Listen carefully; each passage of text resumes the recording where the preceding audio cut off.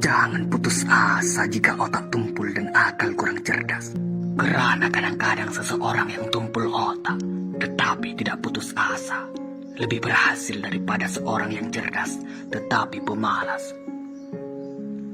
Jangan merasa jemu dan putus asa. Jalan kehidupan banyak liku-likunya. Sesudah kapal karam, ramai orang yang terbawa arus dan mati. Tetapi ada pula seorang dua yang sanggup bergantung kepada papan sehelai. Maka dihanyutkanlah dia oleh gelombang dan arus menurutkan aliran air, terdampar ke tanah daratan atau kepada sebuah pulau, sehingga selamat. Sabar dan teguhkan hati dalam menuntut ilmu. Jangan lekas bosan dan kecewa.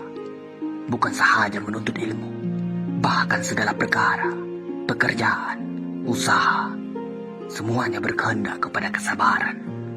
Gembirakan hati, kuatkan iman kepada Allah, syukuri segala nikmat. Sabar kalau datang percobaan.